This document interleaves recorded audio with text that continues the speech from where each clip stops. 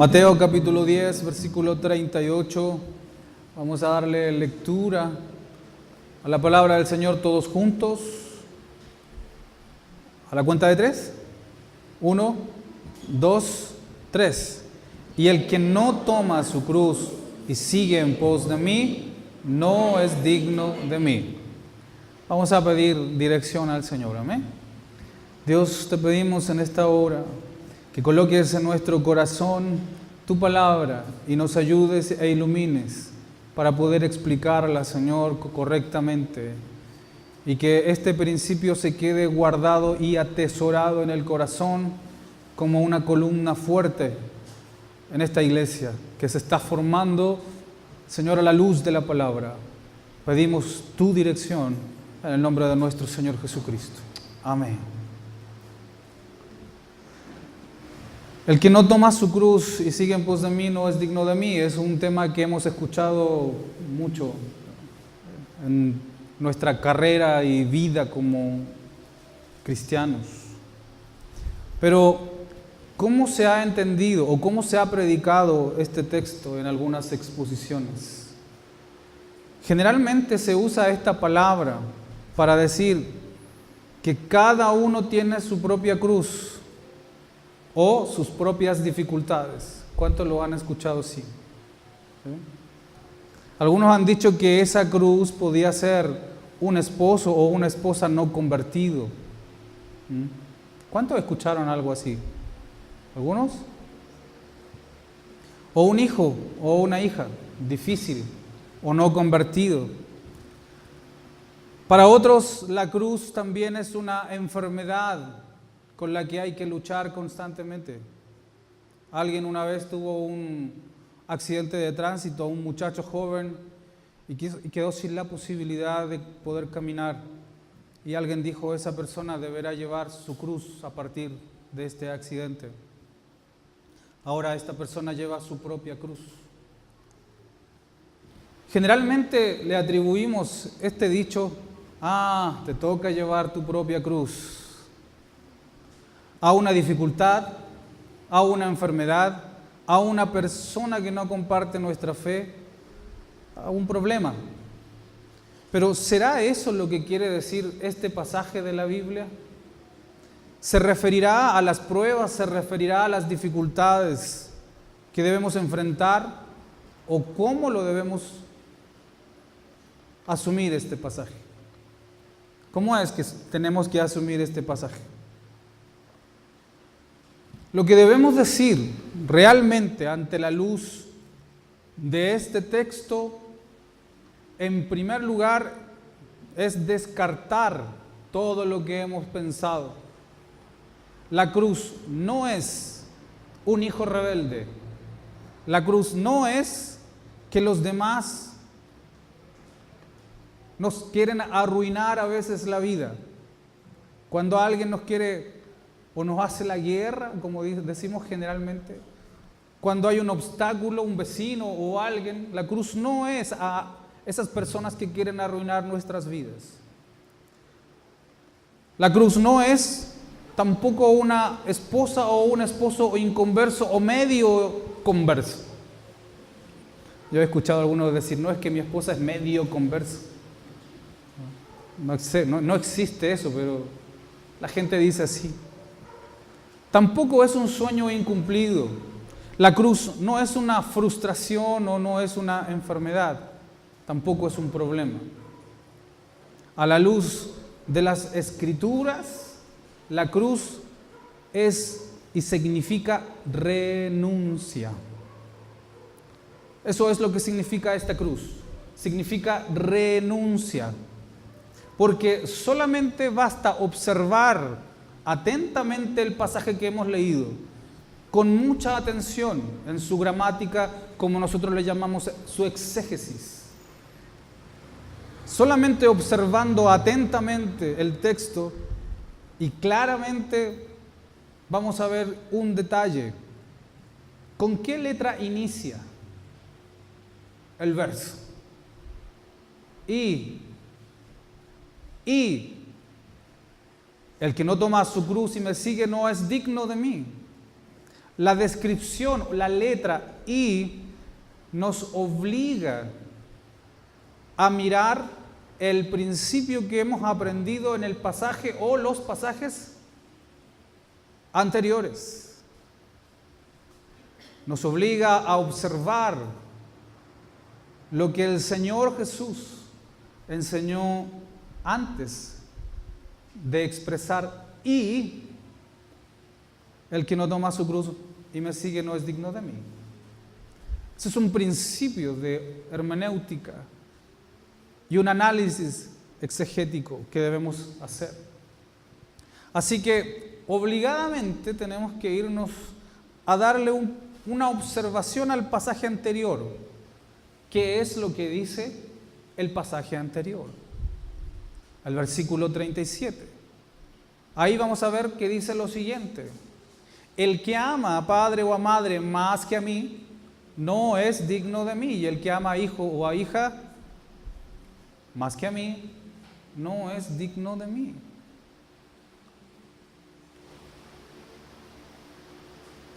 Entonces, ¿quién sería indigno delante del Señor? El que ama a padre o a madre, el que ama a hijo o a hija, más que al Señor. ¿Sí? Ahora, debemos recordar una vez más que aquí habla de principios, así lo vimos y estipulamos la semana pasada, habla de principios y no de rechazo a nuestros seres queridos. ¿Sí? La semana pasada estudiamos el tema de que este tipo de renuncia no es dejar nuestras obligaciones de padre, de hijos, de esposos, de ciudadanos. No significa un repudio a ellos, significa mantener firme nuestras convicciones, nuestra doctrina, nuestro principio. Y eso debe estar por sobre Dios. El problema que a veces hay dentro de la misma iglesia es que la gente no quiere obedecer los principios de Dios porque quiere obedecer sus propios principios. Quiere hacer un evangelio nuevo y solamente aceptar lo que le conviene y le gusta y le agrada al oído. Pero no otra cosa. Porque hay gente que va a la iglesia y le cuesta dejar de mentir. Ese es un ejemplo que estoy dando, pero de muchos otros ejemplos en el que Dios pide una renuncia. Así que, observando el pasaje del verso 37, tenemos que reconocer de que aquí está hablando de principios, y nuestros principios, nuestra doctrina, la formación de nuestro carácter, la formación de lo que somos como hijos de Dios, debe ser exclusivamente del Señor y no de padre o madre, hijo o hija. Y suena lógico, suena muy lógico, porque en el cielo nosotros no vamos a tener ni padre ni madre. Cuando nuestro padre llegue al cielo, cuando nuestra esposa, nuestro esposo llegue al cielo junto con nosotros, la Biblia dice de que no se va a dar en casamiento. Las personas no se van a prestar para casamientos, vamos a ser asexuales. Vamos a ser todos hermanos. Y eso es bueno. Eso es una bendición. Así que, ¿quién nos da acceso a Dios Padre? Nuestro Señor Jesucristo. ¿Qué quiere decir esto? Que tenemos acceso a la vida eterna, tenemos acceso al cielo, tenemos acceso a todas las bendiciones del Padre, tenemos acceso a caminar en el cielo junto con Dios Padre solamente por Jesucristo. No por padre, no por madre, no por hijo, no por hija. ¿Se entiende? Entonces, el que no renuncia a tener una vida realmente cristiana no tiene acceso, no es digno de. de mí, dice el Señor. Lo primero que debe estar en nuestros corazones es Dios y posteriormente la familia. Amén. El reino de los cielos es una obra de nuestro Señor Jesucristo. Gracias a Él podremos tener acceso al Padre, es decir, a todo su reino y toda su gloria después de nuestra vida, solo a través de su Hijo. Así que por más que amemos a nuestro padre y a nuestra madre, ninguno de ellos, ni nuestros hijos, nos dan acceso al cielo. Solo nuestro Señor. Entonces, así tenemos que tener una óptica primero del versículo 37. Habla de principios, no de repudio, no de rechazo a la familia, sino habla de conceptos, habla de doctrina, habla de ideas. Con esta óptica, con esta visión podemos entonces volver al principio del versículo 38. Lo que nos está diciendo el versículo 38, gracias a la óptica de nosotros, nosotros le decíamos en el seminario, tenemos que observarlo con esas lentes de 3D del versículo anterior, porque solo con esa óptica podemos regresar al versículo 38. Solo con este verso y su principio podemos ponernos esos lentes para observar el 38. Y ya lo podemos leer una vez más, donde dice: y el que no toma su cruz y sigue en pos de mí no es digno de mí. La cruz significa renuncia. Renuncia.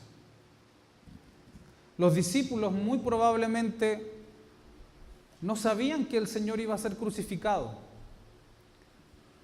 En este momento histórico, en este instante histórico en que Jesús está diciendo esto, ellos no sabían que el Señor Jesús iba a ser crucificado.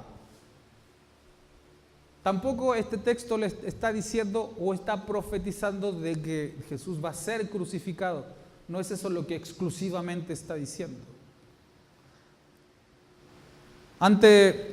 Antes, nuestro Señor nunca ha pronunciado la cruz. Esta es la primera vez en el libro de Mateo que se pronuncia acerca de la cruz. Ahora, si tenemos este antecedente, si decimos que los discípulos no sabían que nuestro Señor iba a ser crucificado, ¿cómo habrán entendido estas palabras del Señor Jesús los discípulos? El Señor Jesús todavía no ha de ser crucificado. Entonces, ¿cómo lo habrán entendido los discípulos? Lo que tenemos que observar es el contexto histórico y cultural para poder entender cómo lo observaban los discípulos estas palabras que pronunció el Señor. En el Imperio Romano era muy común la muerte por crucifixión. Era una muerte que era común dentro del Imperio Romano. Así que ellos sabían que la cruz era un acto de martirio, y esto es importantísimo entenderlo para los principios de la fe. Ellos sabían que era un acto de martirio. En la cruz se mostraba todo el dolor que un ser humano podía experimentar. Solo imagínense la crucifixión de nuestro Señor Jesucristo. ¿Cómo fue? En la cruz se mostraba entonces todo lo que el ser humano podía sufrir. En la cruz había una exposición pública de una persona condenada. La cruz tenía la finalidad de humillarlo al condenado. ¿A quién le gusta o a quién le gustaría que en su sentencia de muerte, en lugar de un ataúd, sea expuesto su cuerpo como cualquier cosa? A nadie, ¿verdad? Entonces, esa era la mentalidad que tenían los discípulos. La cruz para ellos era eso. Era experimentar el máximo del dolor. Era una exposición de humillación pública. En la cruz la persona era humillada hasta morir. Eso es terrible.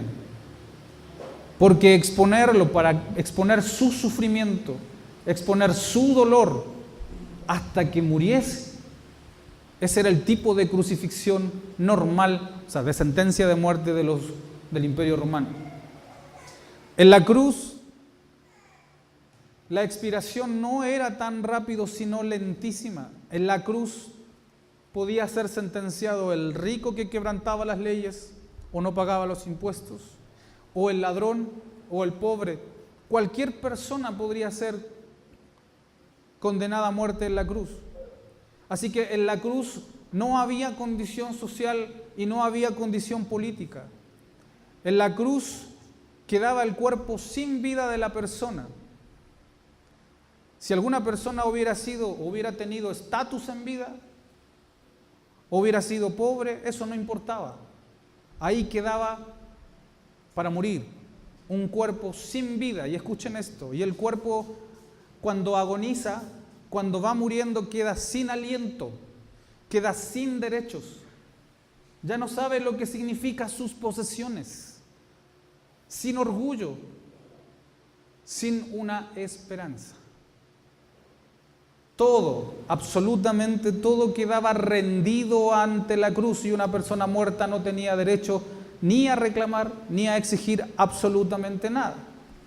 El condenado en la cruz debía renunciar a todo lo orgulloso que pudo haber sido antes.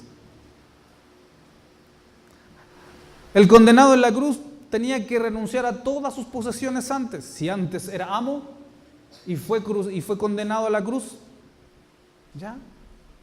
En la cruz no valía nada toda su posición. En la cruz no había derecho a tener un reclamo ni decir yo fui condenado injustamente y quiero probarlo. Aunque hubiera sido condenado injustamente, si ya se había establecido la sentencia y la condena, no había cómo reclamar. El condenado en la cruz era despojado de todos sus derechos, sus bienes. Su único derecho al que era designado era a morir. Esto es lo que tenían en mente en este momento, en este instante, cuando Jesús le dice el que no toma su cruz. Este es el contexto el que tiene el que no toma su cruz y sigue en pos de mí. Ese es el contexto que ellos tenían en mente. Ahora, ¿cómo entendieron las palabras de nuestro Señor cuando ellos escucharon los dichos de su boca y dijo, el que no toma su cruz y sigue en pos de mí, no es digno de mí? Ellos lo entendieron de la siguiente manera. Si alguno no renuncia a sus propios principios, a sus propias ideas, a su propia manera de pensar, a su orgullo, incluso su propia teología, a sus propios caminos, si alguno ama más sus propios principios, sus propios conceptos del Evangelio, si ama incluso más a padre, a madre, a esposo, a esposa, a hijo, a hija más que a mí, no es digno de mí. Cruz significa separación entre lo que yo soy y amo y lo que el Señor me dice quién sea. Eso es cruz. Significa que yo tengo una manera de ver la vida. Yo tengo una manera de ver a mis seres queridos. Yo tengo una manera de formar a mi familia. Yo tengo una manera de formar a mis hijos. Yo tengo una manera de ser como esposo o como esposa. Yo tengo una manera de pensar acerca de la iglesia, sus cultos y sus enseñanzas. Yo tengo una manera de ser y nadie me la quiere cambiar. Y nadie me lo va a cambiar. Yo tengo incluso hasta una doctrina propia. Y puedo hacer una distinción en lo que el Señor dice y lo que yo digo. Algunas cosas del Señor voy a obedecer, pero el resto no.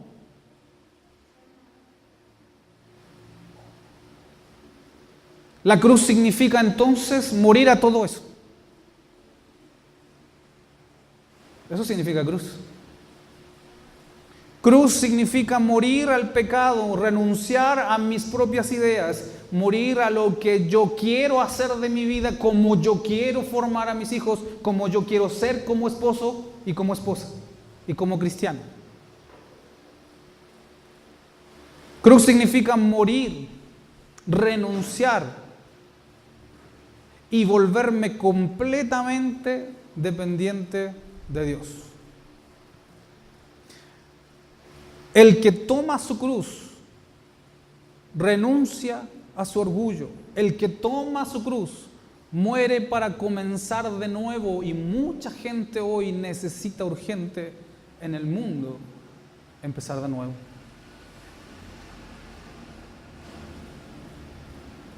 Incluso dentro de la iglesia. Mucha gente necesita empezar de cero y empezar a hacer las cosas bien. El que toma su cruz deja sus propios caminos, lo crucifica. Y a veces crucificar el orgullo, mi manera de pensar, lo que yo soy, mi forma de ser, tiene que ir muriendo igual que en la cruz, lentamente. Y el orgullo duele, y duele matar mis ideas, duele matar lo que yo soy, porque yo soy así y así me hizo la vida y así lo entiendo y ya. Hay gente que piensa así. Pero el que toma su cruz le está diciendo al Señor: me rindo a ti por completo, quiero morir y me permito, mejor dicho, y permito que tú me moldees de cero, de nuevo. Tú cambies mi manera de pensar y tú formes mis principios, porque mis principios no resultaron. Mis principios me han llevado a cometer muchos errores. Mis principios han hecho que cometa mucho dolor a otras personas y dolor a mí mismo. El que toma su cruz crucifica su propio yo y lo deja morir. Lo más increíble de la historia de nuestro Señor es que más adelante va a morir en una cruz, como ejemplo. Más adelante de la historia, el Señor va a morir en una cruz, poniéndose como ejemplo. Pero lo más increíble es que su resurrección nos garantiza a nosotros que podemos resucitar juntamente con Él para ser nuevas criaturas, nuevas personas, moldeado a su imagen, moldeado a sus enseñanzas y su doctrina. El que toma su cruz tiene la garantía otorgada por el Señor que al morir a su orgullo, el Señor le dará honra. Que al morir al yo, el Señor resucitará en esa persona otro yo, mejor construido, mejor hecho, diferente, al molde de Dios. Hay otro texto que nos da una orientación clara sobre esto y está en Marcos capítulo 8, versículo 34. Marcos capítulo 8, versículo 34.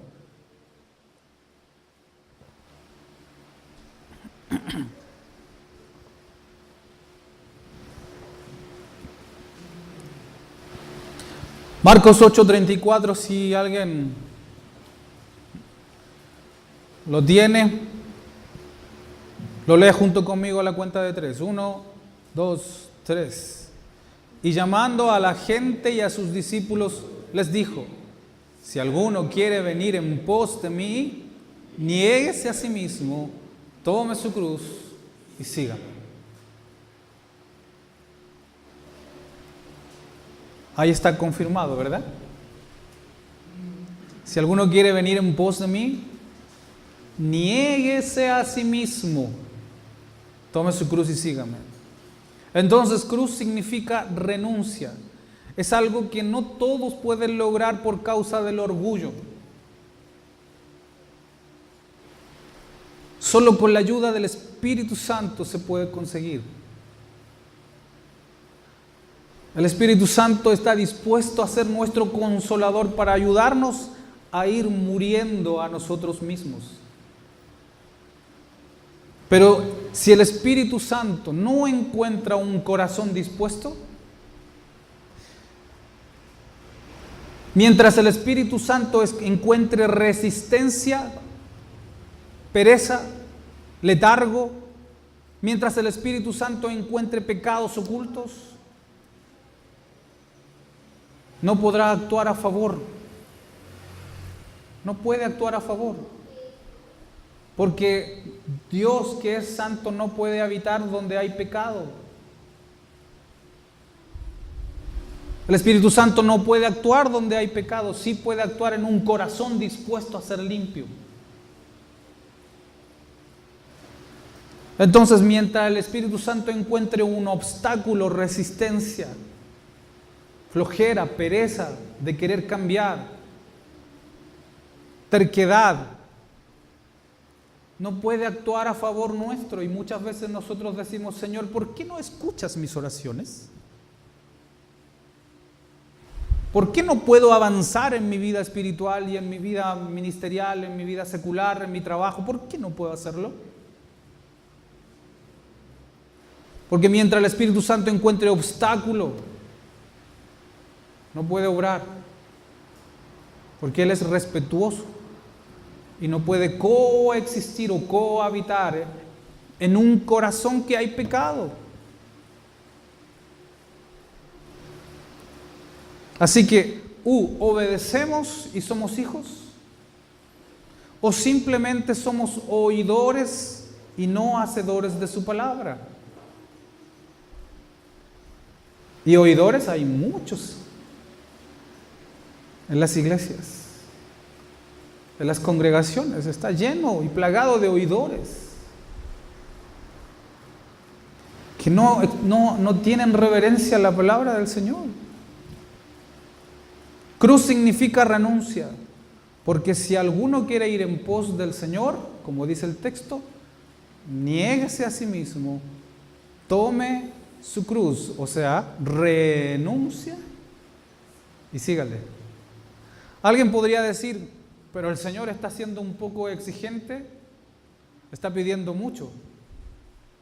Pero nuestro Señor no enseñaría un principio, no predicaría algo que esté distante de sus propios principios. Y esto lo vamos a ver confirmado en Filipenses capítulo 2, versículos 6 y 8. También un texto conocido, en Filipenses 2, versículos 6 y 8. Como dije, nuestro Señor no enseñaría un principio que esté distante de sus propios principios. Y a la cuenta de 3 lo leemos todos juntos, donde dice del 6 al 8, 1, 2, 3. El cual, siendo en forma de Dios, no estimó el ser igual a Dios como cosa a que aferrarse, sino que se despojó a sí mismo, tomando forma de siervo, hecho semejante a los hombres, y estando en la condición de hombre, se humilló a sí mismo, haciéndose obediente hasta la muerte. ¿Y hasta la muerte de qué? Ese es el Dios que ustedes siguen. Él nunca entregará ni enseñará un principio que no está dentro de sus propios principios. Él, siendo Dios, renunció a ser igual a Dios, se despojó a sí mismo y se humilló hasta la muerte, y la muerte de cruz. Nuestro Señor está enseñando a sus discípulos algo que Él ya ha hecho. No le importó ser igual a Dios. Entonces, cruz significa renuncia. Cruz no significa problemas, no significa cargas que hay que llevar. Cruz significa renuncia. A la vez, cruz significa un nuevo comienzo, porque quien muere a sí mismo, el Señor lo resucita. Hay un texto que dice: humíllense en la presencia del Señor y Él os exaltará. Incluso es un salmo que han hecho una canción. Cruz significa un nuevo comienzo. Quien muere a sí mismo, el Señor lo exalta, lo resucita, lo levanta para ser una persona completamente nueva. Y esta es la garantía que hay en morir a nuestros propios conceptos, ideas. Una persona completamente nueva, diferente, bendecida, exaltada, formada ya no como lo hicimos nosotros. ¿Cuántos de ustedes han dicho, han tenido un pensamiento, una idea, una forma de pensar y eso los ha guiado y direccionado erróneamente?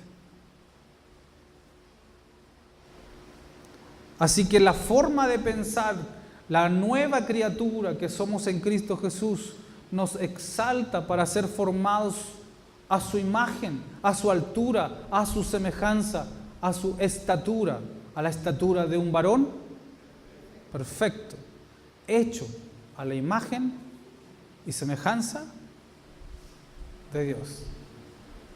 Así que si Dios está pidiendo cruz, está diciendo: está bien, ya fue suficiente que ustedes se guiaran por sus propios conceptos, ahora guíense por lo que yo les voy a enseñar.